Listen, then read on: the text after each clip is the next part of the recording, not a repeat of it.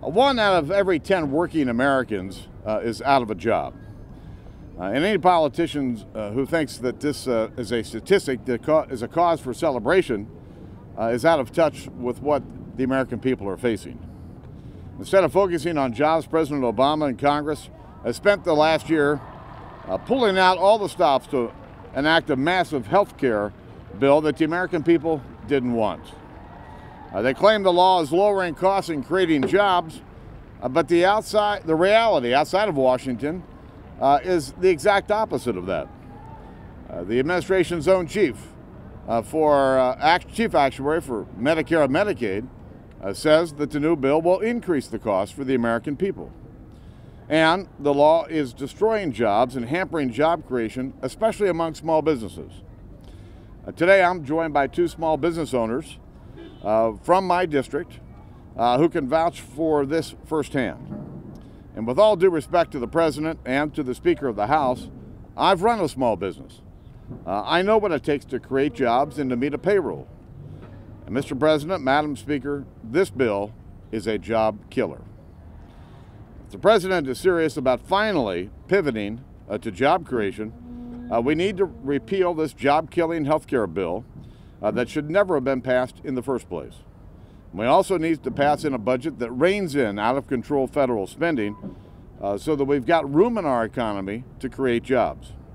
And right now, Congress is doing neither, and the American people are waiting. And with that, let me turn it to Ty. Thank you. Good afternoon, and thank you, Congressman Boehner. I am honored to be here today as a small business operator and as a member of the National Federation of Independent Business. My father started Rebsco Incorporated in the family room of our home in 1965, and I've been proud as we've watched our small steel fabrication and millwright business grow to add new employees and develop strong relationships with customers in Kentucky, Ohio, and Indiana. As a former healthcare professional myself, I understand the need for real reform to our nation's healthcare system, but the President's new healthcare law is not a viable answer. For many small business operators like myself, this bill is a logistical nightmare, and it's going to impede our ability to retain and hire employees. At a time when 1 out of every 10 Americans in our workforce is unemployed, this law could not have come at a worse time.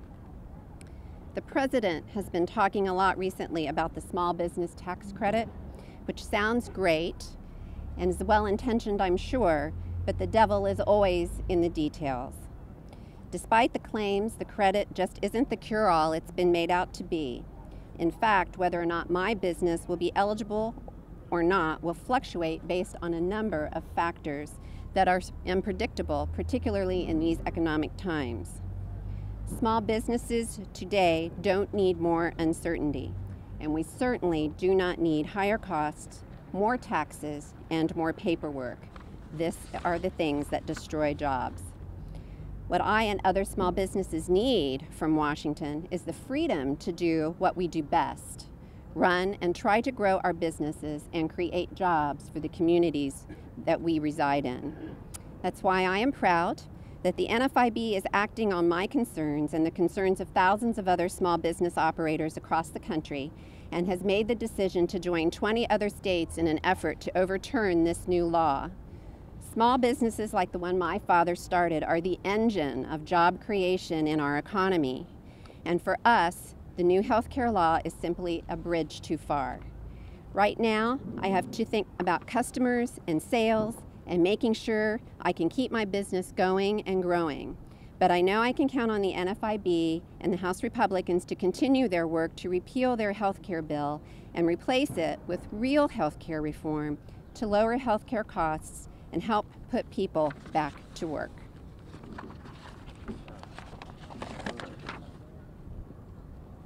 Todd, give me your name. Todd Wilbur. I am from Westchester, Ohio, and we own several restaurants there in Westchester. Like Congressman Boehner, I didn't grow up either with a silver spoon in my mouth. My first job was at a local Dairy Queen, worked there for 4 years. and at the age of 18 became a manager at that fast food restaurant. I learned a lot of life lessons at the job, lessons that helped me further my career when I worked at Walt Disney World for over 15 years, where I was a chef and a restaurant manager. Eventually, my wife and I were able to achieve our dream of being able to own our own business. And today, we operate a number of Taco Bell and Uno restaurants in northern Cincinnati that collectively employ hundreds of local workers in Ohio. Operating a small business is not a walk in the park. The past few years have been a real challenge and for us and our employees. That's why I'm concerned with President Obama's health care law.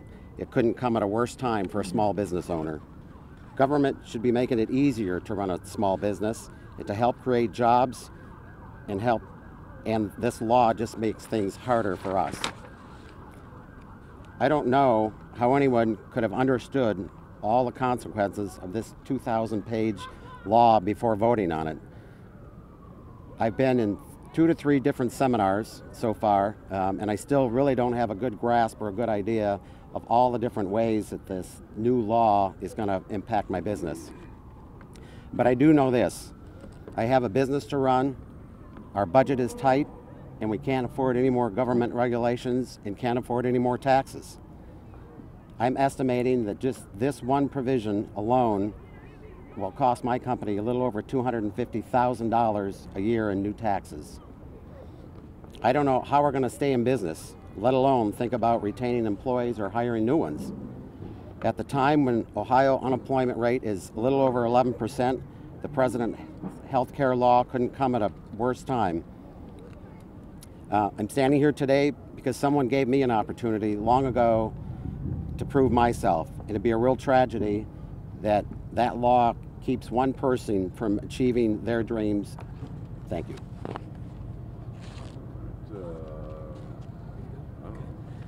Dave Camp from Michigan. We've created a chart that shows small businesses and their employees how to navigate this so-called small business healthcare tax credit, and it's this chart here. There are a dizzying array of complex questions and formulas that small businesses are going to have to go through in order to figure out whether they qualify for this healthcare tax credit or not. It's going to have to deal with the number of employees, each individual, the number of individual hours they work, their average wage, their premiums. It's very complicated, as the chart shows. Also, this phases out once you get to about 10 employees or not. So then there are 4 additional calculations you have to make to determine whether or not you qualify. And also, you have to be a profitable company in order to get this small business healthcare tax credit. Obviously, in this recession, it's a very difficult thing for many small businesses to do. This does absolutely nothing to help small businesses make ends meet their payroll, or hire new workers. That's why I think it's no wonder that the leading small business organization is suing to overturn this healthcare law. We need to do that and repeal and replace it with a healthcare law that actually will bring down premiums and lower costs without raising taxes or increasing the deficit. Thank you. Let me too just thank Ty and Todd for their willingness to come here and speak out and talk about how this bill does in fact kill jobs. There's tax increase after tax increase in this legislation. There's a Medicare payroll tax. There's the fair share tax if you don't offer health care to your employees. So I appreciate their coming and just pointing it out in a real and practical way. And let me just give you one other example. This is a business right on the edge of our district in the Leaders District. Employs family-owned business, employs 700 people. My guess is 90% of them come from the Leaders district or our district. And we were out visiting with the CEO, Ann Clamar. She also happens to be an MD, and they're in the medical device business. And we asked her what this bill was going to mean for her business as well. And she sent us back an email to our chief of staff, and it says this. I just want to read 2 sentences. She says back to Ray, our chief, said, Jim had asked about the impact of the medical device tax on our business.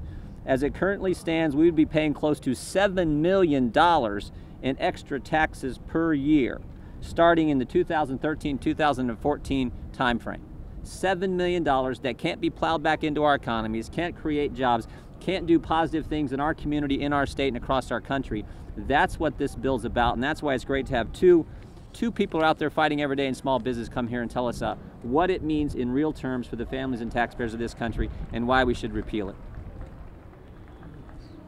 Charles Bustani from Louisiana.